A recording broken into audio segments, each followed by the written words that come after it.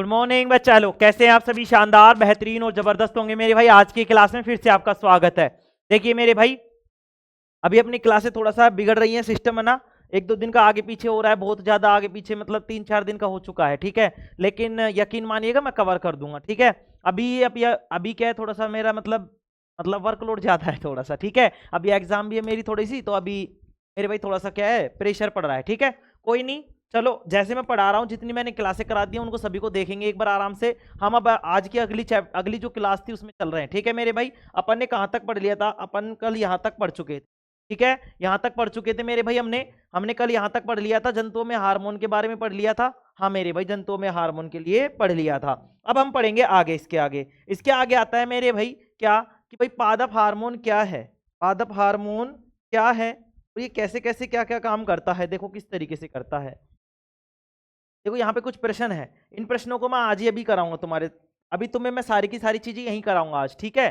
चलो देखो मेरे भाई, पादप हार्मोन क्या है। सुई मुई के पादप की पत्तियों की गति प्रकाश की ओर प्ररोह की गति से किस प्रकार भिन्न है। एक पादप हार्मोन का उदाहरण दीजिए जो वृद्धि को बढ़ाता है।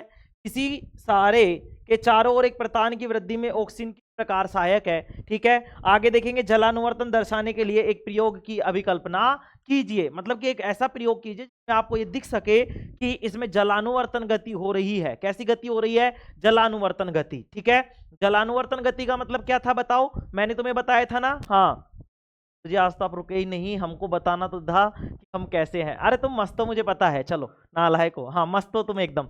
चलो, तो जलानुवर्तन गति का मैंने बताया था कि जलानुवर्तन गति ऐसी गति होती है मेरे भाई जिसमें क्या होता है, जो भी पादप कोशिकाएं होती है या पादप जो होता है वो क्या करता है मेरे भाई, वो क्या करता है, पादप का कोई भाग होगा जो क्या करेगा, जल की ओर गति करेगा। तो कौन कर रहा था गुरुजी? जड़ें कर रही थी। हम इसमें हमने क्या देखा था कि जड़ें कर रही हैं। जड़ें क्या कर रही थी मेरे भाई? पादप मतलब जल की ओर गति कर रही थी, जल की ओर क्या कर रही थी? गति कर रही थी, ठीक है।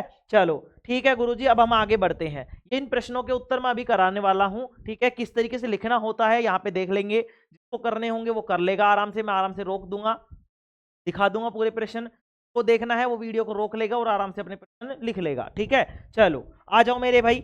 यदि गिलहरी में शरीर अभिकल्प तंत्रिका कोशिकाओं द्वारा केवल विद्युत आवेग पर आश्रित होगा तो आगामी क्रिया को करने के लिए प्रशिक्षित ऊतकों का परिसर सीमित होगा। क्या कहना चाह रहा है ये कहना चाह रहा है कि मेरे भाई अगर गिलहरी में मान लो, गिलहरी में विद्युत आवेग पर ही आश्रित हुई, गिलहरी क्या हुई? विद्युत आवेग पर ही आश्रित हुई, तो आगे की जो तंत्रिका कोशिकाएं हैं, आगे की जो तंत्रिका कोशिकाएं हैं उनमें सूचना जा पाएगी क्या?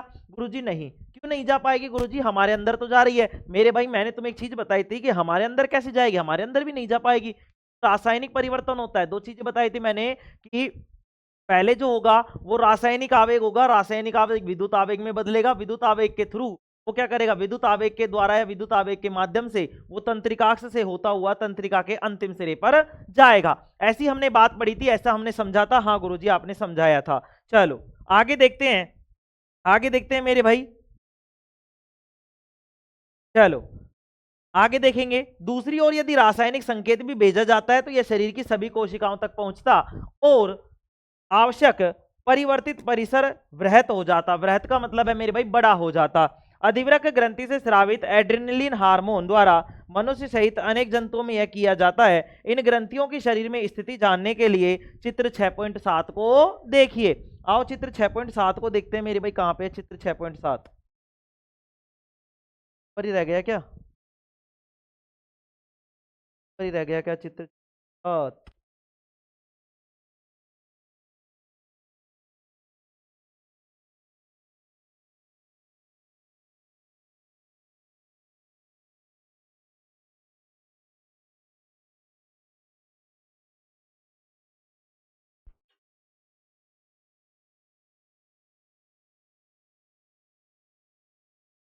ये रहा चित्र 6.7, तो देखेंगे अभी, देखो क्या कह रहा है ये, ठीक है।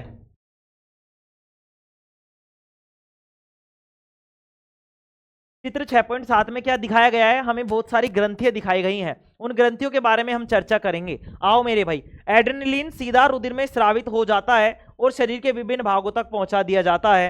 हृदय सहित यह लक्ष्य अंगों या विशिष्ट ऊतकों पर कार्य करता है। आवाज आ रही है मेरे भाई सभी को?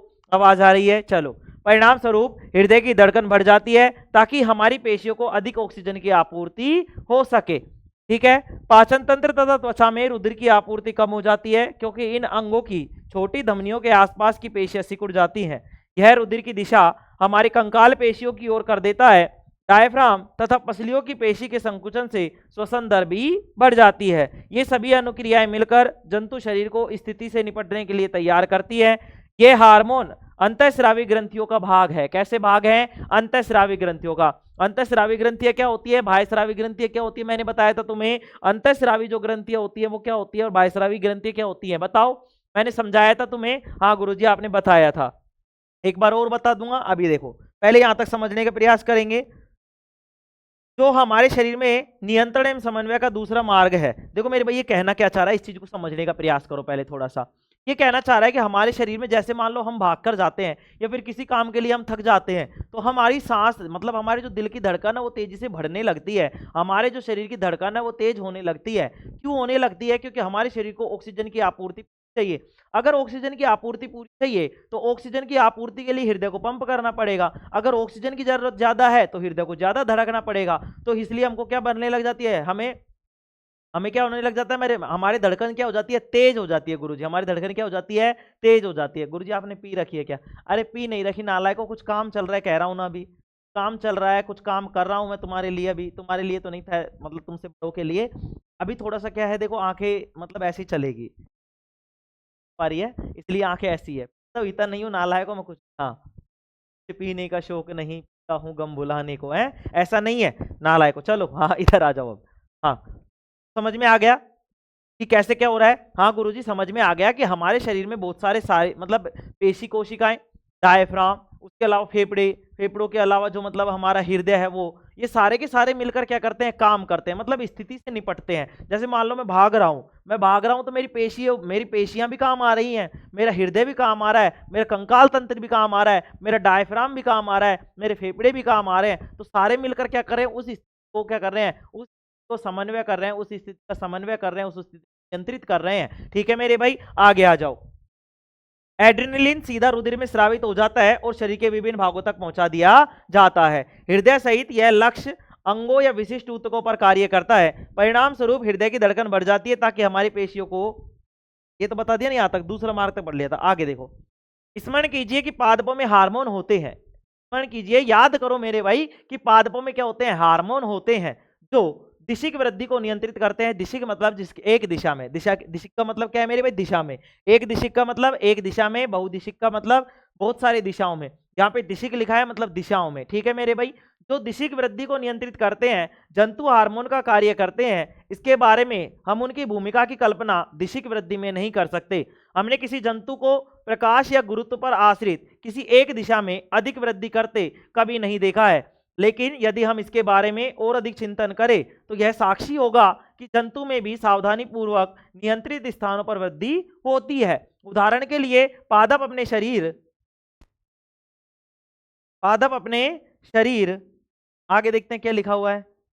पादप अपने शरीर पर अनेक स्थानों पर पत्तियां उगाते हैं, लेकिन हम अपने चेहरे पर उंगलियां नहीं उगाते। क्यों? तो देखो मेरे भाई, हमारे शरीर की अभिकल्पना बच्चों की वृद्धि के समय भी सावधानी पूर्वक अनुरक्षित है। क्या है? अनुरक्षित है। भाई हमारा जो शरीर है वो इसी तरीके से डिजाइन किया गया है कि ऐसा नहीं है कि जैसे पेड़ पे कहीं पर भी, मतलब जो पेड़ होता है उस पे कहीं पे भी मान लो पत्तियां उगा ली, ऐसा थोड़ी तुम यहाँ पे उंगलियां उगा लोगे, ऐसा नहीं है। ऐसा नहीं है। क्यों नहीं है? क्योंकि हमारा शरीर अनुरक्षण करता है। क्या करता है गुरुजी? हमारा शरीर अनुरक्षण करता है। क्या करता है? अनुरक्षण करता है, मेंटेनेंस करता है। हमारा शरीर अनुरक्षित होता है, बचपन से ही अनुरक्षित होता है। आ जाओ आगे। आगे देखो, मैं एक बार इसमें एक चीज बता देता हूं तुम्हें, इसके प्रश्न थे जो, देखो चित्र 6.7 देखिए। चित्र में दर्शाई गई अंतःस्रावी ग्रंथियों की पहचान कीजिए। इनमें से कुछ ग्रंथियों को पुस्तक में वर्णित किया गया है। पुस्तकालय में पुस्तकों की सहायता से एवं अध्यापकों के साथ चर्चा करके सारणी 6.1 में सूचीबद्ध अन्य ग्रंथियों के बारे में जानकारी प्राप्त करें। ठीक है भाई, करेंगे, तो कोई टेंशन नहीं है, टेंशन तो मेरे है। आ जाओ, देखो ये है हमारा मेरे भाई चित्र 6.7, इसके बारे में जो ये बात कर रहा था। ठीक है, यहाँ पे देखो क्या है मेरे भाई, यहाँ पे इसने दो चित्र दिए हैं जिनमें अंतःस्रावी ग्रंथियों को दिखाया गया है। किसको दिखाया गया है? अंतःस्रावी ग्रंथियों को दिखाया गया है मेरे भाई। एक तरफ मादा दी हुई है और एक तरफ नर दिया हुआ है, एक तरफ नर और एक तरफ मादा दिया हुआ है। ध्यान से समझने का प्रयास करेंगे। यहाँ पे और यहाँ पे जो भी ग्रंथियां हैं वो सारी समान है, बस एक ग्रंथि को छोड़कर। कौन सी ग्रंथि गुरुजी? यहाँ पे होते हैं वृषण। क्या होते हैं? वृषण होते हैं। और यहाँ पे होते हैं गर्भाशय और अंडाशय, गर्भाशय और अंडाशय। बस ये दोनों ही चीजों का अंतर है मेरे भाई, दोनों ही चीजों का अंतर है। बाकी दोनों में सारी ग्रंथियां क्या है? समान है। कौन कौन सी? देखो, हाइपोथैलेमस जो कि हमारे मस्तिष्क में होती है, पीनियल ग्रंथि ये भी गुरुजी हमारे मस्तिष्क में होती है, और पीयूष ग्रंथि। ठीक है, ये कहाँ होती है? ये तीनों पाई जाती है गुरुजी हमारे मस्तिष्क में, हमारे ब्रेन में, हमारे दिमाग में। ठीक है गुरुजी, हाँ ठीक है। अवटु ग्रंथि, अवटु ग्रंथि पाई जाती है। अवटु ग्रंथि को हम कौन सी बोलते हैं? थायराइड ग्रंथि भी बोलते हैं। क्या बोलते हैं? थायराइड ग्रंथि भी बोलते हैं। और कौन सा हार्मोन निकलता है? थायरोक्सिन हार्मोन निकलता है। कहाँ स्थित होती है गुरुजी? गले में स्थित होती है। कैसे रंग की होती है? गुलाबी रंग की होती है। किस आकार की होती है गुरुजी? एच आकार की होती है। किस आकार की होती है? एच आकार की होती है। देखो मेरे भाई, अब परावटु, परावटु का मतलब क्या है? पैराथायराइड। क्या है मेरे भाई? पैराथायराइड। ये होती है थाइमस ग्रंथि। थाइमस ग्रंथि कहाँ होती है? छाती में होती है गुरुजी। 15 साल तक कार्य करती है, 15 वर्ष के बाद में कार्य करना बंद कर देती है। 15 वर्ष के बाद में कार्य करना क्या कर देती है? बंद कर देती है। आगे देखते हैं मेरे भाई, ये है अग्नाशय। अग्नाशय का मतलब है पैनक्रियाज। ठीक है, हल्के पीले रंग का होता है। ठीक है, इसके बाद में देखेंगे अपनी किडनी, जो कि सेम की फली के जो बीज होते हैं उसके समान आकृति है इनकी। ठीक है, इसका आकार मतलब इसके समान आकृति है। के बाद में हम देखेंगे अधिवृक्क ग्रंथि। क्या बोलेंगे? अधिवृक्क ग्रंथि। अब देखो, ये अधिवृक्क ग्रंथि कहाँ होती है? किडनी के ऊपर, ऊपरी सिरे पर क्या होती है? ये स्थित होती है। कैसे होती है? किडनी के ऊपरी सिरे पर स्थित होती है। ठीक है, यहाँ पे क्या है मेरे भाई? वृषण। क्या है मेरे भाई? वृषण है, टेस्टिस है। इनसे टेस्टोस्टेरोन हार्मोन क्या होता है? स्रावित होता है। क्या होता है? टेस्टोस्टेरोन हार्मोन स्रावित होता है। आगे देखेंगे, इसमें भी ये सारी सारी चीजें, और यही फंक्शन है सबका, सबका यही काम है जो मैंने इधर बताया है। इधर देखेंगे हमारे पास गर्भाशय और अंडाशय। यहाँ पे दो चीज समझने के लिए, दो चीज समझेंगे। अंडाशय, अंडाशय एक ऐसी ग्रंथि होती है मेरे भाई, इससे हार्मोन निकलते हैं एस्ट्रोजन, प्रोजेस्टेरोन और रिलैक्सिन।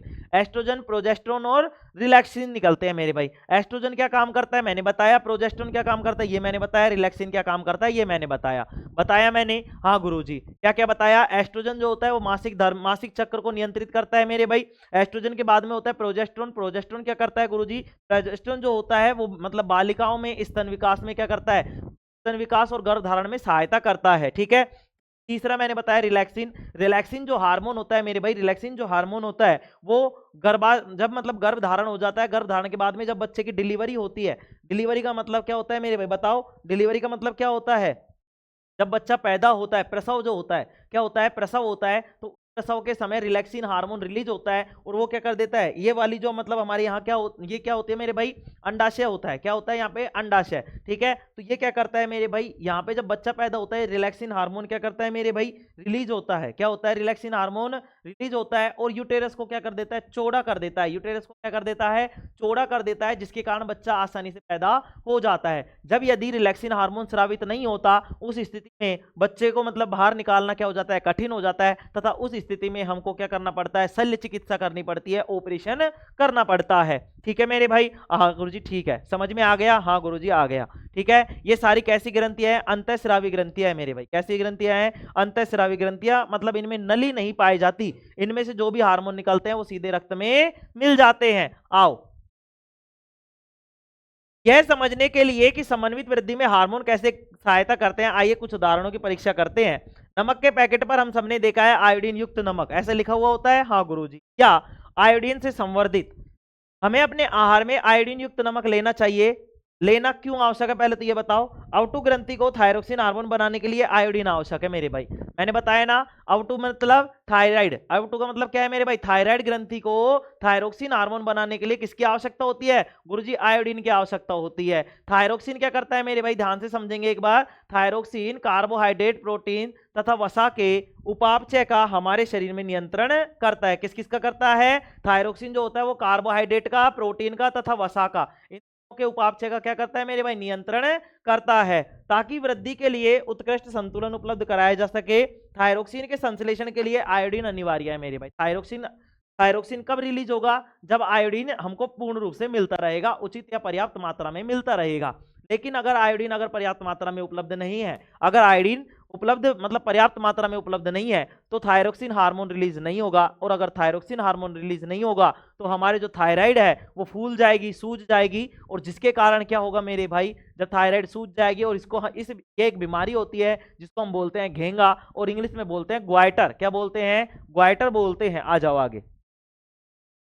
ताकि वृद्धि के लिए, यहां तक देख लिया। थायरोक्सिन के संश्लेषण के लिए आयोडीन आवश्यक है, आयोडीन अनिवार्य है। यदि हमारे आहार में आयोडीन की कमी है तो यह संभावना है कि हम गाइटर से ग्रसित हो सकते हैं। ठीक है मेरे भाई, गाइटर से ग्रसित हो सकते हैं, मतलब घेंगा बीमारी से ग्रसित हो सकते हैं। इस बीमारी का एक लक्षण फूली हुई गर्दन है। क्या आप इसे चित्र 6.7 में आउटू ग्रंथि की स्थिति से संबंधित कर सकते हो? हाँ गुरुजी कर सकते हैं। यहाँ पे ग्रंथि थी हमारे, यहाँ पे मैंने तो बताया था ग्रंथि थी, ये फूल जाती है तो गलगंड रोग हो जाता है, गला आगे लटक जाता है, सूज जाता है। ठीक है मेरे भाई, आगे आ जाओ। कभी कभी हम ऐसे व्यक्तियों के संपर्क में आते हैं जो बहुत छोटे बोने होते हैं या बहुत अधिक लंबे होते हैं। क्या आपको कभी आश्चर्य होगा कि यह कैसे होता है? मैंने बताया ना भाई कैसे हुआ, बताया था नहीं बताया था? बताओ। हाँ बताया था गुरुजी। पीयूष ग्रंथि से स्रावित होने वाले हार्मोन में एक वृद्धि हार्मोन है जिसका, जैसा इसका नाम इंगित करता है, वृद्धि हार्मोन शरीर की वृद्धि और विकास को नियंत्रित करता है। यदि बाल्यकाल में इस हार्मोन की कमी है तो यह बोनापन का कारण बनता है। जब आप या आपके दोस्तों की आयु 10 से 12 वर्ष रही होगी तो आपने अपने और उनके अंदर कई नाटकीय अंतर देखे होंगे। ये परिवर्तन यौवनावस्था से संबंध है, क्योंकि नर में टेस्टोस्टेरोन और मादा में एस्ट्रोजन का स्रावण होता है। किसका स्रावण होता है मेरे भाई? एस्ट्रोजन का स्रावण होता है। तीनों में भाई बताओ, यहां तक कोई दिक्कत है क्या किसी को? यहां तक कोई दिक्कत गुरुजी बताओ? है गुरुजी? नहीं तुम बताओ नालायक को, बताएंगे सभी? कोई दिक्कत यहां तक? नहीं गुरुजी कोई दिक्कत नहीं है। कोई दिक्कत नहीं है तो आगे देखेंगे। चलो, क्या आप अपने परिवार या दोस्तों में किसी को जानते हो जिन्हें डॉक्टर ने अपने आहार में कम शर्करा का मतलब कम चीनी वीनी खाने की सलाह दी हो? ठीक है, सलाह दी हो क्योंकि वे मधुमेह के रोगी है, मतलब डायबिटीज के रोगी है। उपचार के रूप में वे इंसुलिन का इंजेक्शन भी ले रहे हो। ठीक है, यह एक हार्मोन है जिसका उत्पादन अग्नाशय में होता है और जो रुधिर में शर्करा स्तर को नियंत्रित करने में सहायता करता है। मैंने सारी चीजें नोट्स में लिखाई है, एक एक चीज। ठीक है, कि इंसुलिन जो हार्मोन है अग्नाशय ग्रंथि से स्रावित होता है, और ये क्या काम आता है मेरे भाई? क्या काम आता है बताओ? मैंने बताया था कि ये शर्करा स्तर को नियंत्रित करता है।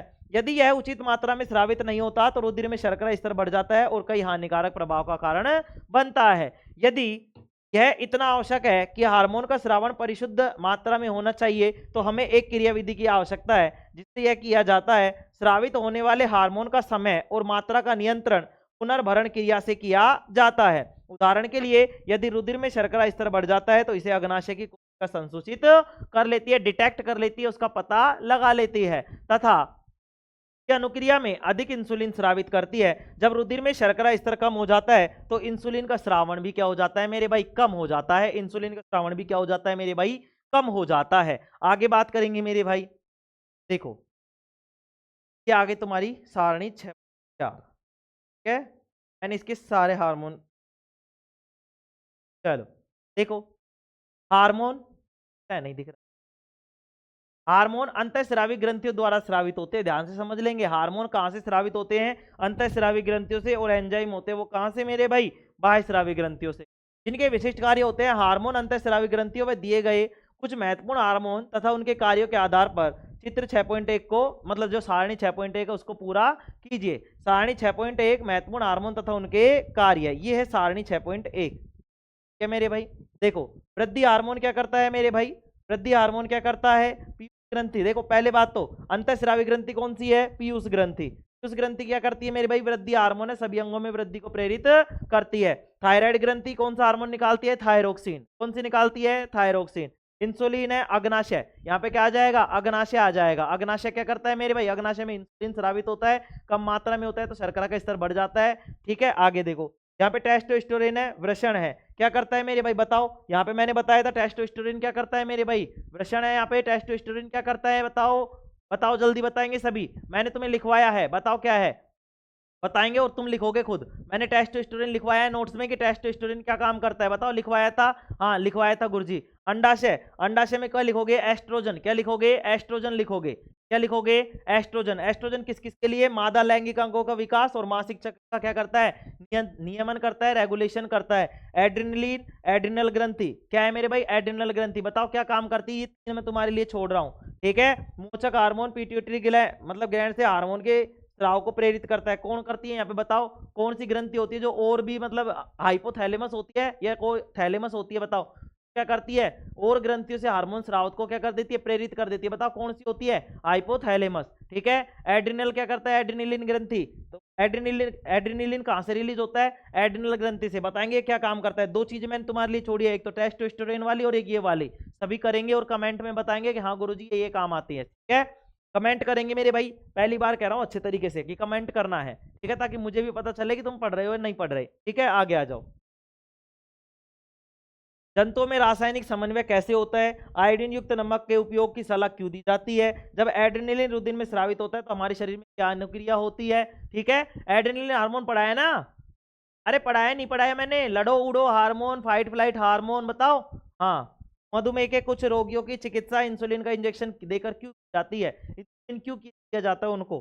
ठीक है, तो हाँ गुरुजी डायबिटीज डायबिटीज हो जाती है। डायबिटीज क्यों हो जाती है? क्योंकि इंसुलिन का पूर्णतः स्रावित नहीं होता। इंसुलिन कम मात्रा में स्रावित होता है, जिसके कारण शर्करा का स्तर बढ़ जाता है। जब शर्करा का स्तर बढ़ जाता है गुरुजी, शर्करा का स्तर बढ़ जाता है तो इसको हमारे को बोलते हैं डायबिटीज, बोल देते मतलब अलग चीज है, डायबिटीज अलग, ठीक है ना। चलो तो मेरे भाई समझ में आ गया, शर्करा का स्तर जैसे बढ़ जाता है तो उसको पड़ता है इंसुलिन इंजेक्ट करके। इंजेक्ट का मतलब इंजेक्शन लगाकर बढ़ा देते हैं, ठीक है। चलो आगे देखे, आगे देखते हैं मेरे भाई। ये लो, ये आगे तुम्हारे प्रश्न। पहले ये देखते हैं आपने क्या सीखा। हमारे शरीर में नियंत्रण एवं समन्वय का कार्य तंत्रिका तंत्र तथा हार्मोन का है। तंत्रिका तंत्र की अनुक्रिया को प्रतिवर्ती क्रिया, ऐच्छिक क्रिया या अनैच्छिक क्रिया में वर्गीकृत किया जा सकता है। संदेश संचारित करने के लिए तंत्रिका तंत्र विद्युत आवेग को प्रयुक्त करता है। तंत्रिका तंत्र हमारी ज्ञानेंद्रियों द्वारा सूचना प्राप्त करता है तथा हमारी पेशियों द्वारा क्रिया करता है। रासायनिक समन्वय पादप और जंतु दोनों में देखा जाता है। हार्मोन जीव के एक भाग में उत्पन्न होते हैं तथा दूसरे भाग में इच्छित प्रभाव पाने के लिए गति करते हैं। हार्मोन की क्रिया को पुनर्भरण क्रिया द्वारा नियंत्रित किया जाता है, ठीक है मेरे भाई। बताओ यहां तक कोई दिक्कत किसी को? नहीं गुरुजी कोई दिक्कत नहीं है। अब देखो मेरे भाई कोई दिक्कत नहीं है तो हम प्रश्न उत्तर भी कर लेते हैं, ठीक है। आ जाओ, ये सारे प्रश्न उत्तर चलो मैं यहीं पे कराता हूं तुम्हें, एक मिनट।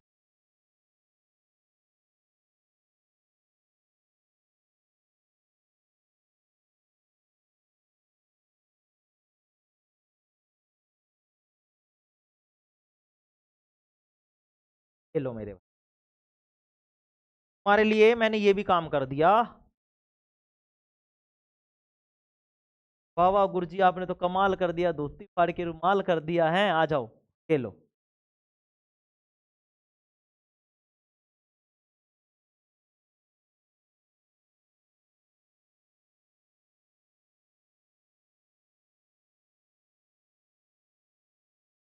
दिख रहा है सभी को? हाँ देखो ये किताब के अंदर के क्वेश्चन थे जो मैंने यहाँ पे लेके आया हूँ, ठीक है मेरे भाई। समझने का प्रयास करेंगे। प्रतिवर्ती क्रिया तथा टहलने के बीच क्या अंतर है? ये प्रश्न आया था, हाँ गुरुजी आया था। चलो इसका उत्तर समझते हैं। प्रतिवर्ती क्रिया और टहलने में क्या अंतर है? देखो मेरे भाई, प्रतिवर्ती क्रिया तथा टहलने के बीच अंतर, प्रतिवर्ती क्रिया और टहलना, ठीक है। तो प्रतिवर्ती जो क्रिया है मेरे भाई ये अनैच्छिक क्रिया होती है, मतलब इसमें हमारा नियंत्रण नहीं होता, हमारी इच्छा से नहीं होती। जबकि जो टहलना है वो ऐच्छिक क्रिया होती है, हमारे जचेंगे तो टहलेंगे, नहीं नहीं टहलेंगे, घूमेंगे। खड़ा हो गया मैं, ठीक है। मैं मर जाऊंगा क्या बिना खड़े हुए? हैं मर जाऊंगा क्या? नहीं गुरुजी मरोगे तो कोई मेरे भाई। ये क्या है? ऐच्छिक क्रिया है। कैसी क्रिया है? ऐच्छिक। और प्रतिवर्ती क्रिया कैसी है? अनैच्छिक, ठीक है। आगे देखेंगे। ये जो होता है प्रतिवर्ती क्रिया जो होती है मेरुरज्जु और मस्तिष्क के दोनों भाग लेते हैं, ठीक है मेरे भाई। इसमें मेरुरज्जु तथा मस्तिष्क दोनों भाग लेते हैं, मतलब कि दोनों काम आते हैं, मेरुरज्जु भी काम आता है और मस्तिष्क। जबकि ऐच्छिक वाली होती है इसमें ओनली मस्तिष्क द्वारा नियंत्रित किया जाता है। टहलने की जो क्रिया है उसको मस्तिष्क के द्वारा नियंत्रित किया जाता है, ठीक है। यहाँ पे क्या है मेरे भाई? जो प्रतिवर्ती क्रिया होती है, प्रतिवर्ती जो क्रिया होती है मेरे भाई, ठीक है।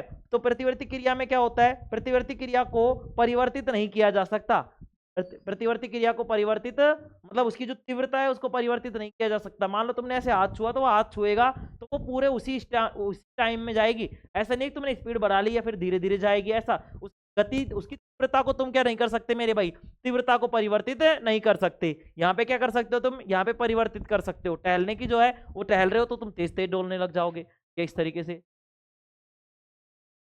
है, दोनों ही काम कर सकते हो ना, दोनों ही काम कर सकते हो। तो ये मेरे भाई एक तरीके से जो टहलने की क्रिया है वो ऐच्छिक क्रिया है, ठीक है। दूसरी बात, मस्तिष्क नियंत्रित करता है। तीसरी बात, इसकी तीव्रता को परिवर्तित किया जा सकता है। इसमें नहीं नहीं लगा देंगे और इधर लिख देंगे, ठीक है। इसमें क्या लिखेंगे भाई, इसमें मस्तिष्क और मेरुरज्जु दोनों काम लेते हैं, दोनों भाग लेते हैं। इसमें अनैच्छिक क्रिया होती है, प्रतिवर्ती क्रिया की तीव्रता को परिवर्तित नहीं किया जा सकता। आगे देखते हैं, आगे देखेंगे मेरे भाई, आगे देखो की बात, यह जीवन सुरक्षात्मक महत्व रखती है मेरे भाई। जो प्रतिवर्ती चाप है वो जीवन एवं सुरक्षात्मक महत्व रखती है।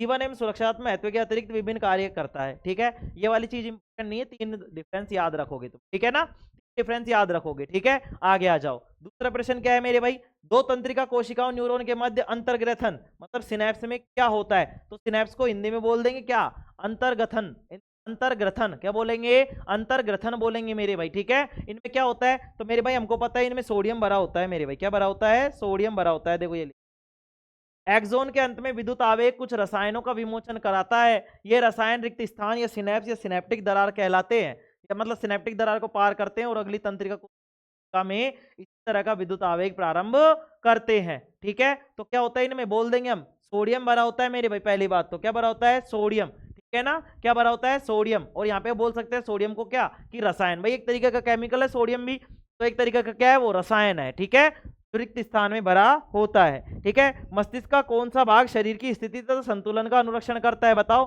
तो कौन करता है गुरुजी, कौन करता है मेरे भाई, अनुमस्तिष्क करता है। मस्तिष्क का अनुमस्तिष्क, जिसको हम सेरिबेलम बोलते हैं, सेरिबेलम भाग शरीर की स्थिति तथा संतुलन का क्या करता है, अनुरक्षण करता है, ठीक है। अगला देखो, हम अगरबत्ती की गंध का पता कैसे लगाते हैं। हम अगरबत्ती की गंध का पता नासिका में स्थित, नासिका में मैंने बताया था कल की घ्राणग्राही होती है, ठीक है। तो नासिका में स्थित घ्राणग्राही, ठीक है, घ्राणग्राही द्वारा लगाते हैं। हमारी नाक के भीतर तंत्रिकाओं के सिरों के उत्तेजन से उत्पन्न संदेश मस्तिष्क के प्रतिमस्तिष्क भाग तक पहुंचता है, जो अगरबत्ती के गंध का ज्ञान कराता है। कहां पहुंचता है मेरे भाई, प्रमस्तिष्क में।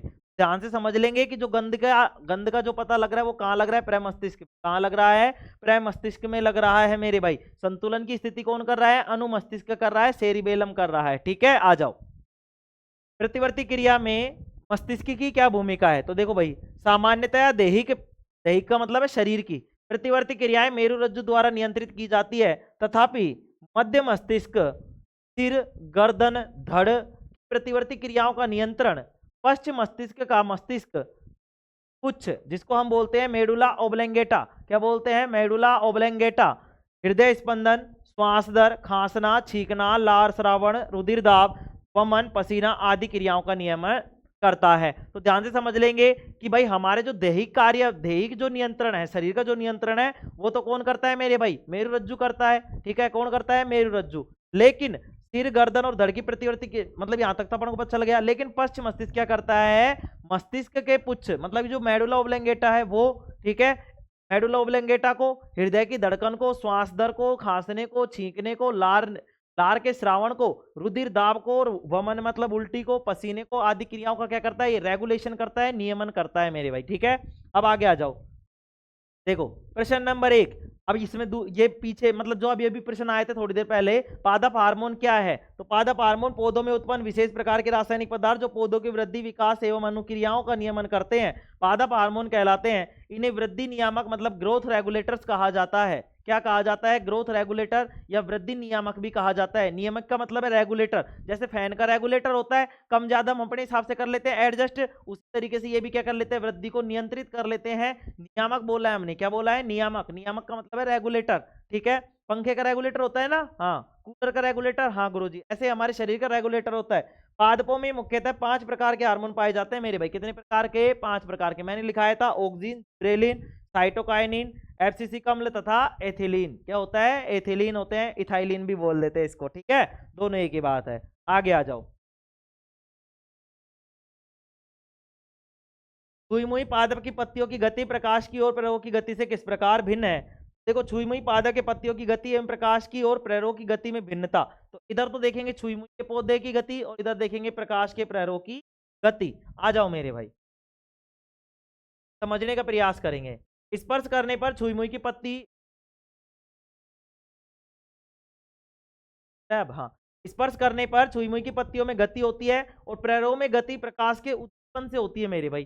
तो जैसे छुई मुई की में अगर गति करवानी तो हमको उसको छूना पड़ेगा, लेकिन प्रकाश वाली स्थिति में क्या होगा, जैसे ही प्रकाश आएगा, जैसे ही प्रकाश आएगा और प्रकाश से उद्दीपन में क्या हो जाएगा, प्रेरकों में गति हो जाएगी, मतलब उसका जो ऊपरी सिरा है पौधे का उसमें क्या होने लग जाएगी, गति होने लग जाएगी। दूसरा देखेंगे, ठीक है, छुई मुई के जो पौधे होते हैं उनमें जो गति होती है उसको बोलते हैं स्पर्शानुकुंचन। स्पर्शानुकुंचन का मतलब है स्पर्श करने से उनमें संकुचन आ जाता है, अंकुचन आ जाता है। इस प्रकार की गति को स्पर्शानुकुंचन कहते हैं, जबकि इस प्रकार की गति को प्रकाशानुवर्तन कहते हैं। बताया था मैंने, प्रकाश के मतलब प्रकाश में अगर गति हो रही है तो प्रकाशानुवर्तन गति। ठीक है, आ जाओ, जल की वजह से गति हो रही है तो जलानुवर्तन गति, गुरुत्वाकर्षण की वजह से गति हो रही है तो गुरुत्वानुवर्तन गति, गुरुत्वानुवर्तन गति। आगे देखेंगे, यह उद्दीपन की दिशा पर निर्भर नहीं होती। ध्यान से समझ लेंगे, जो छुई मुई के पौधे पर जो गति होती है वो उद्दीपन की दिशा पर निर्भर नहीं होती, जबकि ये दिशा पर निर्भर होती है। जिधर से प्रकाश मिलेगा पौधा उस तरफ ही मुड़ जाएगा। आगे देखो, यह कोशिकाओं में से अचानक जल निकल जाने से उत्पन्न होती है। मेरे भाई, जो कोशिका मैंने बताया था छुई मुई का पौधा कैसे काम करता है, ये अपने जल में क्या कर लेता है, जल की मात्रा को कम या ज्यादा कर लेता है, जिसके कारण इसमें क्या होती है, गति होती है। यह प्रेरकों की दोनों ओर असमान वृद्धि से मेरे भाई, आसमान नहीं है, असमान है। यह प्रेरकों की दोनों ओर असमान वृद्धि से उत्पन्न होती है। कैसे होती है, असमान वृद्धि से। ठीक है मेरे भाई, आ जाओ आगे देखते हैं। यह वृद्धि गति नहीं है, यह वृद्धि गति है। मतलब मैंने तुम्हें बताया था वृद्धि मुक्त सहित गति। ध्यान से समझ लेंगे, कौन कौन सी छुई के पौधे की है, वो तो वृद्धि गति है। तो वृद्धि नहीं और गति होगी। वृद्धि की मतलब वृद्धि नहीं होगी लेकिन गति तो होगी। इसमें क्या होगा, वृद्धि भी होगी और गति भी होगी। ठीक है मेरे भाई, आगे देखते हैं। ध्यान से समझ लेंगे, जो छुई मुई के पौधे में जो गति होती है वो तीव्र गति से होती है मेरे। कैसे होती है, तीव्र गति से होती है गुरुजी। लिखेंगे देखो, छुई मुई के पौधे में कि यह तीव्र गति से होती है और यह धीमी गति से होती है। ठीक है, आ जाओ प्रश्न नंबर 3 पे आ जाओ मेरे भाई। एक पादप हार्मोन का उदाहरण दीजिए जो वृद्धि को बढ़ाता है। तो मैंने बताया था कि वृद्धि हार्मोन कौन सा है पादपों में, ऑक्सीन है गुरुजी। कौन सा है, ऑक्सीन है। तो ध्यान से समझ लेंगे, ऑक्सीन एक पादप हार्मोन है जो वृद्धि को बढ़ाता है। इस सहारे के चारों ओर एक प्रतान की वृद्धि में ऑक्सीन किस प्रकार सहायक है। देखो मेरे भाई, तो ऑक्सीन को इंग्लिश में मतलब जो प्रतान होता है, देखो प्रतान की बात कर रहे हैं। ठीक है, प्रतान की वृद्धि में ऑक्सीन किस प्रकार सहायक है। जो प्रतान, जो स्प्रिंग जो घूमती जाती है किस तरीके से ऊपर जाती जाती है, उसमें किस तरीके से ऑक्सीन जो है वो किस तरीके से काम करता है। ठीक है, आ जाओ। प्रतान, जिसको हम टेंड्रिल भी बोलते हैं, क्या बोलते हैं, टेंड्रिल, स्पर्श के प्रति संवेदनशील है, अर्थात स्पर्शानुवर्तन गति प्रदर्शित करता है। जब ये किसी आधार के संपर्क में आता है तो इसमें स्थित ऑक्सीजन स्पर्श के दूसरी ओर विस्तृत हो जाता है, जिससे दूसरी ओर की कोशिकाएं अधिक विवर्धन करने लगती है और प्रतान विपरीत दिशा में मुड़ जाता है। इस प्रकार प्रतान सहारे के चारों ओर कुंडलित होकर वृद्धि करता है। वही मेरे भाई, जैसे मैंने तुम्हें बताया था कि मान लो जैसे सूर्य का प्रकाश इस तरीके से जाएगा, देखो इस तरीके से मैंने तुम्हें समझाया था कि जैसे मान लो ये पेड़ है हमारे पास,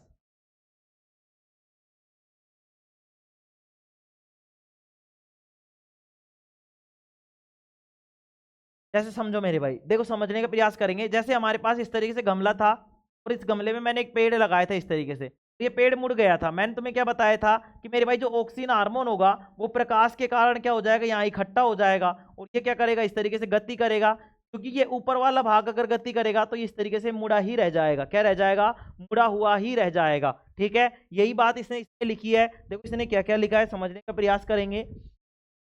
जो टेंड्रिल होता है स्पर्श के प्रति संवेदनशील है, अर्थात स्पर्शानुवर्तन गति प्रदर्शित करता है। जब ये किसी आधार के संपर्क में आता है तो इसमें स्थित ऑक्सीजन स्पर्श के दूसरी ओर विस्तृत हो जाता है, जिससे दूसरी ओर की कोशिकाएं अधिक विवर्धन करने लगती है और प्रतान विपरीत दिशा में मुड़ जाता है। इस प्रकार प्रतान सहारे के चारों ओर कुंडलित वृद्धि करता है। ठीक है मेरे भाई, ठीक है, आ गई बात समझ में। तुमने बेल देखा होगा, वो बेल कैसे जाती है, तुम पेड़ के कैसे कुछ भी है ऐसे लगा के छोड़ दो, लेकिन वो यूं यूं चढ़ती चढ़ती चढ़ती चढ़ती तरीके से ऊपर चली जाती है। हाँ गुरुजी, ऊपर चली जाती है। ठीक है, चलो आगे देखेंगे मेरे भाई।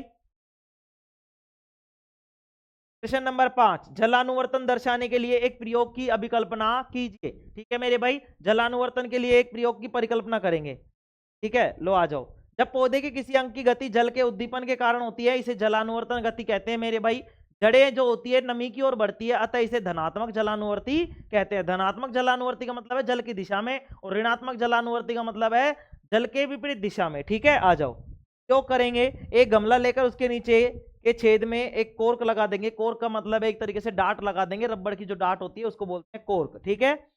और गमले को पानी से भर देते हैं। और गमले को किससे भर देते हैं मेरे भाई, पानी से भर देते हैं। गमले को किससे भर देते हैं, पानी से भर देते हैं मेरे भाई। गमले भर देंगे, पानी से भर देंगे, ठीक है। आगे देखते हैं मेरे भाई। अब इसे बुरादा भरे एक बड़े बर्तन में रखते हैं तथा बुरादे में गमले से कुछ दूरी पर बीज बो देते हैं। हम देखते हैं कि कोर्क द्वारा धीरे धीरे बुरादे में पानी आ जाता है, इससे बीज अंकुरित होने लगता है। क्या होने लगेगा मेरे भाई, अंकुरित होने लग जाएगा। देखो इस तरीके से, ठीक है, रहा है। हाँ गुरुजी, देखो, ठीक है। अंकुरित होते हुए बीज की जड़ें गुरुत्वाकर्षण के प्रभाव के विपरीत जल स्रोत की तरफ वृद्धि करती है, अतः स्पष्ट है कि जड़ें जलानुवर्तन गति करती है। देखो मेरे भाई, इन्होंने क्या किया, इस तरीके से गमला लगा दिया और यहाँ पे एक छेद करके रबड़ का वो लगा दिया। अब यहाँ से क्या हुआ मेरे भाई, यहाँ से पानी रिसने लगा, क्या नहीं रिसने लगा, पानी रिसने लगा। तो पानी रिसने लगा तो ये पेड़ जो था, ये बीज जो था, इस जड़ें इस तरीके से नीचे की तरफ गति करनी चाहिए थी भाई, इस तरीके से गति करनी चाहिए थी ना। ये तो देखो, समझने का प्रयास करेंगे। देखो भाई, ये जड़ें तो इस तरीके से गति करनी चाहिए थी।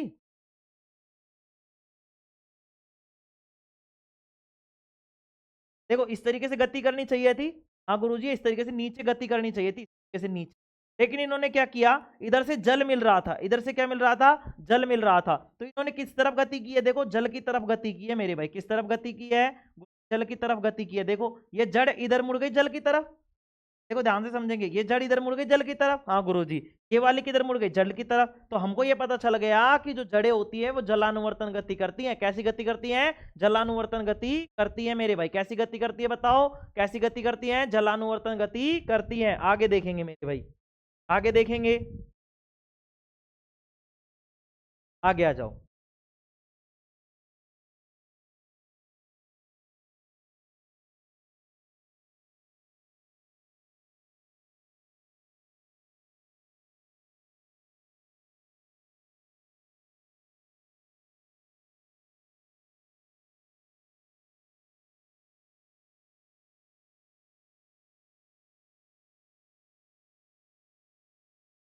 ठीक है, चलो आगे देखते हैं मेरे भाई, आगे देखेंगे।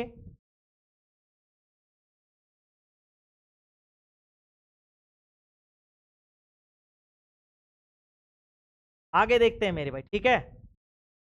आगे देखेंगे मेरे भाई, आगे क्या देखेंगे, देखो ये चीज समझ में आ गई, जलानुवर्तन गति। हाँ गुरुजी, जलानुवर्तन गति समझ। अरे चित्र लिया था नालायक को, चित्र आ गया, चलो कोई नहीं। तो ये देखो, अब जंतुओं में रासायनिक समन्वय कैसे होता है। जंतुओं में रासायनिक समन्वय अंतःस्रावी ग्रंथियों द्वारा स्रावित हार्मोन द्वारा होता है। ये हार्मोन विशिष्ट ग्रंथियों से स्रावित होते हैं तथा रासायनिक संदेशवाहकों के रूप में लक्ष्य कोशिकाओं में पहुंचते हैं और उनके कार्यों पर नियंत्रण करते हैं। ठीक है मेरे भाई, प्रश्न नंबर 2 देखेंगे। प्रश्न नंबर 2 देखेंगे, आयोडीन युक्त नमक के उपयोग की सलाह क्यों दी जाती है। तो ध्यान से समझ लेंगे, आयोडीन युक्त नमक के उपयोग की सलाह इसलिए दी जाती है क्योंकि अवटु ग्रंथि जो थायराइड ग्रंथि होती है, वो थायरोक्सिन हार्मोन बनाने के लिए आयोडीन आवश्यक होता है। थायरोक्सिन जो होती है कार्बोहाइड्रेट, वसा और प्रोटीन के उपापचय का हमारे शरीर में नियंत्रण करता है, ताकि वृद्धि के लिए उत्कृष्ट संतुलन उपलब्ध कराया जा सके। यदि हमारे आहार में आयोडीन की तो थायरोक्सिन का संश्लेषण नहीं हो पाएगा और हम ग्वाइटर नामक रोग से हो जाएंगे, मतलब घेंगा नामक रोग से जाएंगे। इस बीमारी का लक्षण फूली गर्दन या बाहर की ओर नेत्र आ जाते हैं, यूं थोड़ी सी, ठीक है, उभरे हुए नेत्र गोलक हो सकते हैं। ठीक है मेरे भाई, अतः इस रोग से बचने के लिए, अतः इस रोग से बचने के लिए तथा शरीर में आयोडीन की कमी को दूर करने के लिए आयोडीन युक्त नमक के उपयोग की सलाह दी जाती है। प्रश्न नंबर 3 देखेंगे, जब एड्रेनलिन रुधिर में स्रावित होता है तो हमारे शरीर में क्या अनुक्रिया होती है। एड्रेनलिन हार्मोन सीधा रुधिर में स्रावित होता है एवं शरीर के अंगों तक पहुंचा दिया जाता है। एड्रेनलिन हृदय सहित लक्ष्य अंगों या विशिष्ट ऊतकों पर कार्य करता है। परिणाम स्वरूप हृदय की धड़कन बढ़ जाती है ताकि पेशियों को अधिक O2 की आपूर्ति हो सके। पाचन तंत्र तथा त्वचा में रुधिर की आपूर्ति कम हो जाती है क्योंकि इन अंगों की छोटी धमनियों के आसपास की पेशी उड़ जाती है। यह रुधिर की दिशा हमारी कंकाल पेशियों की ओर कर देता है। डायफ्राम तथा पसलियों की पेशी के संकुचन स्तर भी बढ़ जाती है। तो देखो मेरे पे पेशी भी काम कर, पसलियां भी काम कर रही है, ठीक है, और डायफ्राम भी काम कर रहा है, ठीक है, और के कारण क्या हो रही है, श्वसन दर भी इनके कारण भी बढ़ रही है। ये सभी अनुक्रियाएं मिलकर शरीर को संकट से निपटने के लिए तैयार करती है। इसलिए इस हार्मोन को फाइट एंड फ्लाइट हार्मोन भी कहते हैं। इसको आपातकालीन ग्रंथि बोलते हैं, एड्रिनल को, क्योंकि ये क्या करती है, तत्काल जो भी आपातकालीन स्थिति है उसके क्या करती है, नियंत्रण का कार्य करती है। ठीक है गुरुजी, आ गई समझ में, आ जाओ। मधुमेह के कुछ रोगियों की चिकित्सा इंसुलिन का इंजेक्शन देकर क्यों जाती है? तो देखो मेरे भाई, इंसुलिन हार्मोन का उत्पादन अग्नाशय में होता है। यह रुधिर में शर्करा के स्तर को नियंत्रित करने में सहायता करता है। यदि यह उचित मात्रा में स्रावित नहीं होता तो रुधिर में शर्करा का स्तर बढ़ जाता है, जिस कारण शरीर पर अनेक हानिकारक प्रभाव पड़ते हैं। इसलिए मधुमेह के कुछ रोगियों को चिकित्सक इंसुलिन का इंजेक्शन देते हैं ताकि रुधिर में शर्करा का स्तर नियंत्रित रह सके। आगे देखते हैं मेरे भाई, अब ये आगे तुम्हारे किताब के क्वेश्चन। ठीक है, देखो निम्नलिखित में से कौन सा पादप हार्मोन है? बताओ कौन सा पादप हार्मोन है? इंसुलिन है क्या? नहीं गुरुजी, इंसुलिन तो अग्नाशय से स्रावित होता है और पेड़ पौधों में तो अग्नाशय होता ही नहीं है। अगर अग्नाशय पेड़ पौधों में नहीं होता तो किस में होता है गुरुजी? आदमियों में होता है। तो ये तो क्या हो गया, जंतु हार्मोन हो गया, पादप हार्मोन है ही नहीं। थायरोक्सिन गुरुजी थायराइड ग्रंथि से स्रावित होता है। एस्ट्रोजन, एस्ट्रोजन अंडाशय से स्रावित होता है। साइटोकाइनिन, हाँ गुरुजी साइटोकाइनिन एक ऐसा हार्मोन है, साइटोकाइनिन एक ऐसा हार्मोन है जो कि पादपों में पाया जाता है। किसमें पाया जाता है गुरुजी? पादपों में पाया जाता है। इसलिए पादप हार्मोन कौन सा हो जाएगा? पादप हार्मोन हो जाएगा साइटोकाइनिन। क्या हो जाएगा? साइटोकाइनिन हो जाएगा मेरे भाई। क्या हो जाएगा? साइटोकाइनिन हो जाएगा। आगे देखते हैं मेरे भाई, आगे देखते हैं।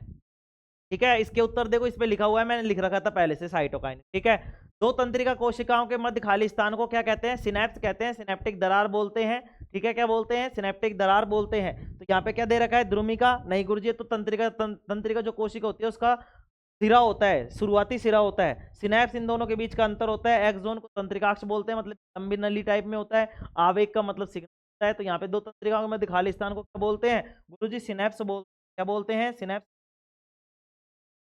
बोलते हैं, सिनेप्स बोलते हैं मेरे भाई, सिनेप्स बोलते हैं। फिर अब क्वेश्चन देखेंगे, मस्तिष्क उत्तरदायी है। मस्तिष्क किस चीज के लिए उत्तरदायी है ये बताएंगे। मस्तिष्क बताओ किस चीज के लिए उत्तरदायी है, तो ध्यान से समझेंगे। पहले तो ये बताएंगे कि मस्तिष्क किस चीज के लिए उत्तरदायी है। मस्तिष्क जो है देखो, सोचने के लिए, हृदय स्पंदन के लिए, शरीर का संतुलन बनाने के लिए, या उपयुक्त सभी? मेरे भाई सारे कामों को नियंत्रित जो करता है वो कौन करता है? हमारा मस्तिष्क करता है। इसलिए सभी के लिए क्या हो जाएगा? सही हो जाएगा। इसलिए इसका उत्तर होगा उपयुक्त सभी। क्या हो जाएगा मेरे भाई? उपयुक्त सभी। ठीक है, आज देखो मैं सारे क्वेश्चंस भी करा रहा हूँ क्योंकि चैप्टर जल्दी हो गया अपने पास, है ना। चलो आगे देखे मेरे भाई, आगे देखे। हाँ गुरुजी आगे देखते हैं। ठीक है, चलो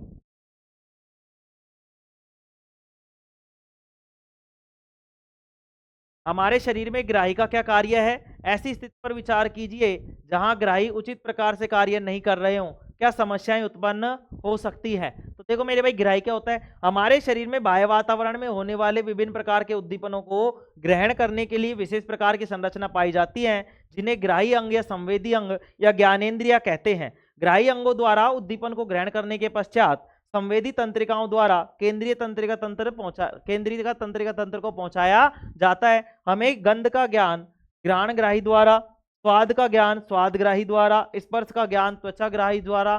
ठीक है, ठीक है मेरे भाई। इसके अलावा ध्वनि तथा संतुलन का ज्ञान श्रवणों संतुलन ग्राही द्वारा किया जाता है, या संतुलन श्रवणों ग्राही द्वारा किया जाता है। ठीक है मेरे भाई, ठीक है ना, होता है किया जाता है, एक ही बात है। आगे बढ़े मेरे भाई, आगे बढ़े, चलो आगे बढ़ते हैं। आगे देखेंगे मेरे भाई, आगे देखेंगे।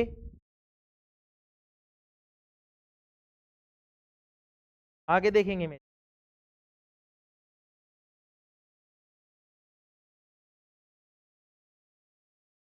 चलो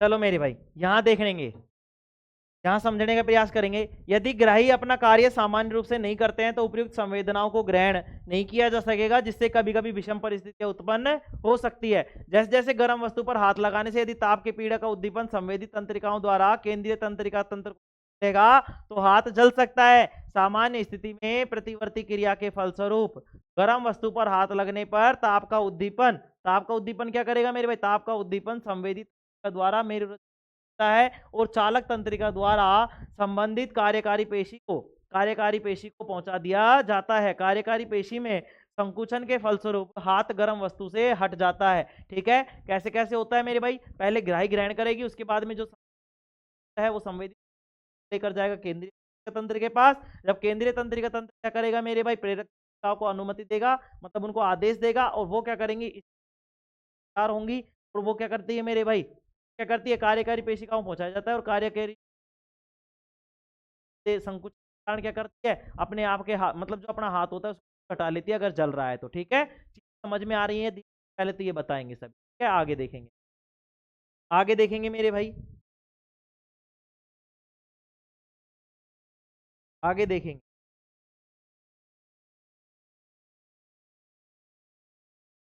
आगे देखेंगे मेरे भाई, और यहाँ पे देखने का प्रयास करेंगे। क्या देखेंगे अपन यहाँ पे अपन देखेंगे, एक तंत्रिका कोशिका मतलब न्यूरॉन की संरचना बनाइए तथा इसके कार्यों का वर्णन कीजिए। यहाँ पे देखो मेरे भाई, एक तंत्रिका कोशिका दी है हमने, यहाँ पे मैंने इस तंत्रिका कोशिका को, मतलब ये तंत्रिका कोशिका है एक तंत्रिका कोशिका को हम बोलते हैं न्यूरॉन। क्या बोलते हैं, न्यूरॉन। और तंत्रिका कोशिकाएं मिलकर क्या बनाती है, तंत्रिका ऊतक बनाती है, और तंत्रिका ऊतक मिलकर क्या बनाते हैं, गुरु तंत्र बनाते हैं। यहाँ पे जो ये दी है वो एक तंत्रिका बोलते हैं। यहाँ पे ध्यान से समझने का प्रयास करेंगे। क्या क्या गुरुजी, यहाँ पे मैंने तुम्हें बताया था कि तारे जैसी संरचना होती है, क्या बोलते हैं मेरे भाई, यहाँ पे क्या बोलते हैं, इसको कोशिका काय बोलते हैं। क्या बोलते हैं, कोशिका काय। इस कोशिका काय में मेरे भाई ध्यान से समझेंगे, इस कोशिका काय में एक बड़ा सा केंद्रक होता है, कोशिका द्रव होता है, और ये जो बालनुमा जो संरचना होती है इसको बोलते हैं ध्रुमिका, और ये जो लंबी संरचना, लंबी नली संरचना जो होती है उसको बोलते हैं तंत्रिकाक्ष, और ये होता है तंत्रिका का अंतिम सिरा। आगे देखते हैं मेरे भाई, तंत्रिका कोशिका क्या है। तंत्रिका कोशिका के बारे में बात करेंगे। देखो,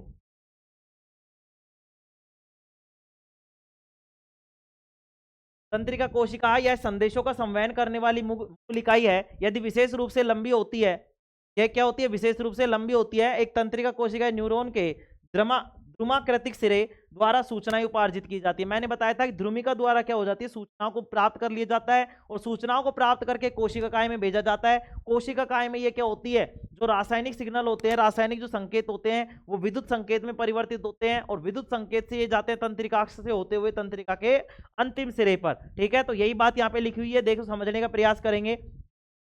और एक रासायनिक क्रिया द्वारा एक विद्युत आवेग पैदा करती है। यह आवेग ध्रुमिका से कोशिका काय तक जाता है, और तब तंत्रिकाक्ष जो एक्सोन है उससे होता हुआ कहाँ जाता है मेरे भाई, उससे होता हुआ इसके अंतिम सिरे तक पहुंच जाता है। एक्सोन के अंत में विद्युत आवेग कुछ रसायनों का विमोचन करता है। ये रसायन रिक्त स्थान या सिनेप्स को पार करते हैं, और अगली तंत्रिका कोशिका के ध्रुमिका में इसी तरह का विद्युत आवेग प्रारंभ करते हैं। इस तरह का एक अंतर्ग्रथन का मतलब है सिनेप्स। अंततः ऐसे आवेगों को तंत्रिका कोशिका से अन्य कोशिकाओं जैसे कि पेशी कोशिकाओं या ग्रंथियों तक लेकर जाता है। चीजें मैंने समझा दी थी, एक बार फिर से समझा रहा हूं। सबसे पहले ध्रुमिका क्या करेगी, सिग्नल को क्या करेगी मेरे भाई, डिटेक्ट करेगी, पता लगाएगी, और उस सिग्नल को भेजेगी कोशिका काय में। ये कोशिका काय में जैसे ही जाएगा तो ये रासायनिक जो सिग्नल है वो बदल जाएगा विद्युत आवेग में। आवेग से होता हुआ तंत्रिकाक्ष में जाएगा, और तंत्रिकाक्ष से के अंतिम सिरे पर जाएगा। जब तंत्रिका के अंतिम सिरे पर जाएगा तो तंत्रिका कोशिका, और ये मतलब जो पहली तंत्रिका कोशिका का जो अंतिम सिरा था और दूसरी का जो प्रारंभिक सिरा था, इन दोनों के बीच में खाली जगह होती है। तो दो तंत्रिका जो खाली जगह होती है उसको हम बोलते हैं सिनेप्स। उसमें भरा हुआ होता है सोडियम मेरे भाई, क्या भरा हुआ होता है, सोडियम भरा हुआ होता है। ठीक है, ठीक है, और वहां से सूचनाएं क्या की जाती है, इस तरीके से एक के बाद एक तंत्रिका से होती है, हमारे मस्तिष्क तक पहुंचा दी जाती है। कहाँ पहुंचा दी जाती है, हमारे मस्तिष्क तक पहुंचा दी जाती है। दिक्कत यहां तक, कोई दिक्कत नहीं तो देखो आगे, आगे देख लेंगे मेरे भाई, जल्दी देखेंगे। प्रकाश में, पादप में प्रकाशानुवर्तन किस प्रकार होता है, तो मैंने ये चीज समझाई थी मेरे भाई। प्रकाशानुवर्तन, पादप प्रेरक का प्रकाश की ओर गति करना, मतलब जो पादप का भाग होता है वो क्या करता है, पादप प्रकाश की ओर क्या करता है, गति करता है। इसको हम क्या बोलते हैं, प्रकाशानुवर्तन। प्रेरक तंत्र का प्रकाश के प्रति धनात्मक अनुवर्तन होता है, मतलब जिस तरफ प्रकाश होता है उसी तरफ क्या होता है, पौधा गति करता है, इसको बोलते हैं धनात्मक अनुवर्तन। ठीक है, और जड़ें ऋणात्मक अनुवर्तन दर्शाती है, मतलब कि पौधा जो होता है वो तो करता है सूर्य की तरफ, लेकिन जड़ें जो होती है वो सूर्य के विपरीत, मतलब नीचे की तरफ क्या करती, गति करती है, जिसको ऋणात्मक अनुवर्तन। जब वृद्धि करता है, पादप प्रकाश को करता है एक हार्मोन जिसे ऑक्सिन कहते हैं। प्रेरक के अनुभाग, मतलब अग्रभाग का मतलब क्या है भाई, टिप में संश्लेषित होता है तथा कोशिकाओं की लंबाई में वृद्धि सहायक होता है। जब पादप पर एक और प्रकाश आ रहा है तब ऑक्सिन के छाया वाले भाग में आ जाता है। प्रेरक की प्रकाश से दूरी वाली दिशा साइड में ऑक्सीजन का सांद्रण कोशिकाओं को लंबाई में वृद्धि के लिए उद्दीप्त करता है। अतः पादप जो होता है प्रकाश की ओर मुड़ता हुआ दिखाई देता है, और इसी गति को हम गति, मैंने बहुत अच्छे तरीके से समझाया था, चित्र बना के समझाया था, अपन एक प्रैक्टिकल करके भी देखा। ठीक है, चलो आगे देखेंगे मेरे भाई। इसमें मेरुरज्जु आघात में किन संकेतों के आने में व्यवधान होगा? तो मेरुरज्जु में ध्यान से समझेंगे, इसको बोलते हैं स्पाइनल कोड। ठीक है, मेरुरज्जु स्पाइनल कोड आघात में निम्न संकेतों के आने में व्यवधान होगा, मतलब दिक्कत करेगा किस चीज के? संवेदी आवेगों को मस्तिष्क की ओर ले जाने हेतु मार्ग प्रदान करने में व्यवधान होगा। अगर किसी का मेरुरज्जु स्पाइनल कोड खराब हो जाता है तो सिग्नल है वो हमारे मस्तिष्क तक नहीं पहुंच पाएंगे पूरे तरीके से। प्रेरक आवेगों को मस्तिष्क से ले जाने हेतु मार्ग प्रदान करने में व्यवधान होगा। ठीक है, मतलब कि एक तो संवेदी कोशिका जो लेके संवेदी तंत्र लेके जाएगा, और दूसरा प्रेरक तंत्रिका तंत्र लेके आएगा। ये सूचनाओं को लाने ले जाने में क्या हो जाएगी? दिक्कत हो जाएगी। ऐसी प्रतिवर्ती क्रियाओं के नियमन व संचालन में व्यवधान होगा जित नहीं होता। ठीक है, आगे देखेंगे। पादप में रासायनिक समन्वय किस प्रकार होता है मेरे भाई? पादपों में रासायनिक समन्वय किस प्रकार होता है? तो पादपों में रासायनिक समन्वय मैंने तुम्हें बताया हार्मोन के द्वारा होता है। पादपों में विभिन्न हार्मोन्स का स्रावण करती है। विभिन्न पादप हार्मोन विकास तथा पर्यावरण के प्रति क्रिया के समन्वय सहायता करते हैं। इन हार्मोन का संश्लेषण का स्थान इनके क्रिया क्षेत्र से दूर होता है, और साधारण विसरण द्वारा वे क्रिया क्षेत्र तक पहुंच जाते हैं। उदाहरण के लिए वृद्धि हार्मोन पादप प्ररोग के शीर्ष भाग में कर विभिन्न भागों में पहुंचता है, जो कि कोशिका प्रवर्धन, हवन, जड़ों की वृद्धि, कमी उत्पन्न करता है। इसी प्रकार साइटोकाइनिन हार्मोन कोशिका विभाजन को करता है। एब्सिसिक अम्ल वृद्धि को क्या करता है मेरे भाई? वृद्धि का संदमन करने वाला हार्मोन होता है। ध्यान से समझ लेंगे, एब्सिसिक हार्मोन क्या करता है? इसको रोकता है मेरे भाई पेड़ पौधों। ठीक है, यह पतझड़ के मौसम में स्तर को क्या करता है? बढ़ाता है। एथिलीन हार्मोन फलों को पकाने में सहायता करता है। मैंने चारों को अलग अलग तरीके, 5 जो हार्मोन है, 5 पादप हार्मोन है, मैंने अलग अलग तरीके से लिखवाया है, उनकी कार्यप्रणाली लिखवाई है सारों की। ठीक है, चलो। एक जीव में नियंत्रण एवं समन्वय के तंत्र की क्या आवश्यकता है मेरे भाई? बताओ, एक जीव के नियंत्रण में सभी क्या क्या जरूरत पड़ेगी? देखो, जीवधारियों का शरीर कोशिकाओं का बना होता है। ये कोशिकाएं समूह बनाते हुए विभेदित होकर ऊतक बनाती हैं, और विभिन्न ऊतक मिलकर अंग बनाते हैं। विभिन्न अंग अपना अपना कार्य सही समय पर करते हैं ताकि वे कारगर रूप से कार्य कर सके। अतः जरूरी है कि ऊपर किसी प्रकार का नियंत्रण हो ताकि वे साथ कार्य कर सके। तो मैंने ये ये प्रश्न, बाकी सारी चीजें मैंने बता दी है। मान लो इस तरीके का प्रश्न जो प्रैक्टिकली तरीके से है, और उसको किस तरीके से लिखना है, इस चीज का आइडिया तुम्हें हो। ठीक है, चलो उदाहरण के लिए देखते हैं मेरे भाई। उदाहरण के लिए देखो, उदाहरण के लिए जब हम खाना खाते हैं तब हमारी आंखें देखती है कि भोजन कहाँ रखा हुआ है, नाक भोजन की गंध का पता लगा लेती है, हमारे हाथ भोजन को उठाकर मुंह में लाते हैं, और हमारे जबड़े की पेशियां दांतों की सहायता करती है ताकि भोजन चबाया जा सके। ये सारे क्रियाकलाप एक समन्वित विधि से होते हैं, और इनमें से कोई एक क्रियाकलाप किसी कारण नहीं हो पाता तो पोषण की आ जाता है। अतः जीव में नियंत्रण की आवश्यकता होती है। ठीक है मेरे भाई, चलो आगे देखते हैं। अनैच्छिक क्रियाएं तथा प्रतिवर्ती क्रियाएं एक दूसरे से किस प्रकार भिन्न है? बताओ, अनैच्छिक क्रियाएं तो क्या होती हैं और प्रतिवर्ती क्रियाएं क्या होती है? दोनों में क्या अंतर है मेरे भाई? दोनों में क्या अंतर है? चलो देखते हैं। ठीक है, आ जाओ देखेंगे मेरे भाई।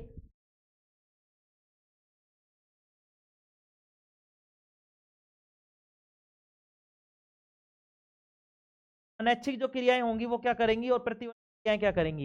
ये वाली तो है अनैच्छिक, और ये वाली है प्रतिवर्ती। अनैच्छिक क्रियाएं जो होती है वो मेरे भाई मस्तिष्क द्वारा नियंत्रित होती है। अनैच्छिक जो क्रियाएं होती है वो किसके द्वारा मेरे भाई? मध्य मस्तिष्क व पश्चिम मस्तिष्क के द्वारा। कौन द्वारा? मध्य मस्तिष्क और पश्चिम मस्तिष्क के द्वारा। लेकिन प्रतिवर्ती क्रियाएं जो होती है वो मेरुरज्जु, मेरुरज्जु मतलब केंद्रीय तंत्रिका द्वारा क्या होती है? नियंत्रित होती है। ध्यान से समझ लेंगे, जो अनैच्छिक क्रियाएं होती है ये अचानक से नहीं होती, जबकि ये वाली जो प्रतिवर्ती होती है अचानक से होती है। ठीक है, कभी कभी उद्दीपन व अनुक्रिया के बीच गैप होता है, किसमें भाई? अनैच्छिक क्रियाओं में, लेकिन यहाँ पर गैप नहीं होता। ठीक है, आगे देखेंगे। ये जो होती है मेरे भाई अनैच्छिक जो क्रियाएं होती है अनैच्छिक पेशियों के द्वारा होती है, जबकि प्रतिवर्ती जो क्रियाएं होती है वो ऐच्छिक पेशियों द्वारा होती है। ठीक है, आगे देखेंगे, ध्यान से समझेंगे। अनैच्छिक क्रियाएं जो होती है वो बाह्य प्रतिबंधों द्वारा प्रभावित नहीं होती, बाह्य प्रतिबंधों द्वारा प्रभावित नहीं होती। ये प्रतिबंध का मतलब क्या है? बाह्य मतलब इसने क्या बोला? बाह्य प्रतिबंधों। ताकि मान लो अनैच्छिक क्रिया, जैसे मैं बह रहा हूँ हृदय की धड़कन, हृदय धड़क रहा है तो तुम क्या बाहर से इसको कर सकते हो क्या? इसको किसी भी तरीके से कंट्रोल। अनैच्छिक का मतलब है जिसपे हम हमारी इच्छाएं नहीं चला सकते, हमारी इच्छाओं के नियंत्रण नहीं हो, उनको बोलते हैं अनैच्छिक। ये तो क्या होती है? ये प्रतिबंधित नहीं होती, जबकि ये वाली जो होती है प्रतिक्रियाएं ये प्रतिबंधित हो। ठीक है, कंडीशनल है, मतलब कि इनमें कंडीशन हो सकती है। उदाहरण हृदय की क्रिया, उदाहरण सुई चुभ जाने पर हाथ को झटके से खींचना। दोनों उदाहरण समझ में आ गए होंगे। आगे बढ़ते हैं अपन 11वें। जंतुओं में नियंत्रण एवं समन्वय के लिए तंत्रिका तंत्र तथा हार्मोन क्रियाविधि की तुलना तथा व्यतिरेक, मतलब कॉन्स्टेंट, मतलब क्या बोल रहा है, कॉन्ट्रास्ट कीजिए। ठीक है, चलो। जंतुओं में नियंत्रण एवं समन्वय के लिए तंत्रिका तथा हार्मोन क्रियाविधि की तुलना एवं व्यतिरेक निम्न प्रकार है मेरे। ध्यान से समझिए क्या क्या कह रहा है। यह केंद्रीय तंत्रिका तंत्र, ध्यान से समझेंगे, इसमें तंत्रिका क्रियाविधि में समझेंगे। यह केंद्रीय तंत्रिका तंत्र परिधीय तंत्रिका तंत्र के मध्य तंत्रिका आवेगों से मिलकर बनती है। जो तंत्रिका क्रियाविधि होती है वो तंत्रिका, मतलब तंत्रिका तंत्र काम आता है, लेकिन हार्मोन की क्रियाविधि में अंतःस्रावी ग्रंथियां काम आती है, और अंतःस्रावी ग्रंथियों से क्या होते हैं, हार्मोन स्रावित होते हैं। ठीक है, आगे देख लेते हैं, थोड़ा सा आगे देखते हैं। इनमें जो होती है मेरे भाई, तो ध्यान से समझेंगे। जो प्रतिक्रिया होती है उनमें समय क्या लगता है, अत्यंत कम लगता है। तंत्रिका वाली में क्या लगता है, बहुत कम समय लगता है, जबकि हार्मोन वाली में क्या लगता है, प्रतिक्रिया में समय ज्यादा लगता है। तंत्रिकीय आवेग कार्य में विशिष्टीकृत नहीं होता, का कोई विशिष्ट कार्य नहीं होता, ये सारी चीजों के लिए जाने जाते हैं। लेकिन हार्मोन जो होते हैं उनका प्रत्येक काम क्या होता है, स्पेशली बनी होती है। प्रत्येक हार्मोन अलग अलग चीज के लिए होता है, ठीक है ना, तो ये विशिष्ट कार्य होता है इनसे। आगे देखेंगे, तंत्रिका तंत्र में जो होता है वो सूचनाओं का प्रवाह तीव्र होता है, लेकिन हार्मोन्स में क्या होता है, इस सूचनाओं का प्रवाह धीमी गति से होता है। आगे देखेंगे, तंत्रिकीय आवेग जो होता है का उत्पन्न होना उद्दीपन की स्थिति पर निर्भर करता है मेरे भाई। उद्दीपन की अगर उपस्थिति होगी तो तंत्रिकीय आवेग होगा। हार्मोन का क्या होता है, हार्मोन का स्रावन पुनर्भरण क्रियाविधि द्वारा नियंत्रित। सारी चीजें लिखवा रखी है मैंने, चलो आगे देखेंगे। इसके द्वारा वृद्धि विकास का नियंत्रण अल्प होता है, मतलब जो तंत्रिका तंत्र होता है उसके द्वारा हम हमारी जो वृद्धि है और उसका विकास है, वृद्धि और विकास है उसका बहुत कम होता है, मतलब ना के बराबर होता है। लेकिन लेकिन हमारे शरीर की वृद्धि और विकास जो होता है वो कौन नियंत्रित करता है, हार्मोन तंत्र वृद्धि विकास को नियंत्रित करता है। ठीक है, चलो 2 पेज और है, चलो देखो। सुई मुई के पादप में गति तथा हमारी टांग में होने वाली गति के तरीके में क्या अंतर है। तो देखो मेरे भाई, सुई मुई के पादप में गति और टांग में गति। तो सुई मुई के पादप में गति आघात करने या स्पर्श करने के फलस्वरूप होती है, टांग में गति हमारी इच्छा शक्ति एवं आवश्यकता के अनुसार होती है। ठीक है मेरे भाई, आगे देखते हैं। इसमें सूचनाओं का स्थानांतरण विशिष्ट ऊतक का अभाव होता है, तक नहीं होता। छुई मुई के पौधे में कोई भी विशिष्ट तक नहीं होता, जबकि हमारी टांग में तंत्रिकाएं जो होती है वो भाग लेती हैं। क्या होती है, तंत्रिकाएं भाग लेती हैं, अर्थात तंत्रिकाएं टांग की गति के लिए संदेश लेकर जाती हैं। ठीक है, चलो और देखते हैं अपन आगे। ये देखो मेरे भाई, आगे देख लो। ये जो अपने छुई मुई के पौधे में जो होती है, ठीक है, इसमें क्या कह रखा है इसने कि यह गति पर्णवृंतल्प होती है। क्या होती है, पल्लवीनस होती है। पल्लवीनस की प्रदूतक कोशिकाओं के शल्त फ्लैसिड होने के कारण होती है। मतलब कि इसमें क्या होता है, क्रियाएं कौन करती हैं, जो होती है वो कार्य करती है। ठीक है, आगे देखेंगे। टांग को मोड़ना एवं फैलाना पेशियों की सहायता से किया जाता है। ठीक है, किससे किया जाता है, किससे किया जाता है, इसमें हमारा पेशियों की सहायता से जो किया जाता है वो जल के मात्रा में कमी या वृद्धि से किया जाता है। ठीक है, आगे देखेंगे। सुई मुई के पादप में पाई जाने वाली गति को स्पर्शानुकुंचन गति कहते हैं मेरे भाई। क्या कहते हैं, स्पर्शानुकुंचन। क्योंकि टांग में जो होने वाली गति है उसको हम गति कहते हैं। ठीक है, क्या कहते हैं, ऐच्छिक गति कहते हैं। पादप कोशिकाओं में गति हेतु विशिष्ट प्रोटीन पेशी होते, जबकि कोशिकाओं में गति हेतु विशिष्ट पाए जाते हैं। ठीक है मेरे भाई, ये हो गए तुम्हारी किताब के पूरे क्वेश्चंस, किताब के रीडिंग भाई। ठीक है, और इसके अलावा जो चैप्टर के अंदर बच रहे हैं इसके एमसीक्यू हैं वो लाएंगे संडे के दिन लाएंगे, संडे के दिन। ठीक है मेरे भाई, आज के लिए इतना ही काफी है। Thank you all, take care, love you all. ठीक है, और चलो आज के लिए इतना ही काफी है मेरे भाई। ठीक है ना, चलो ओके।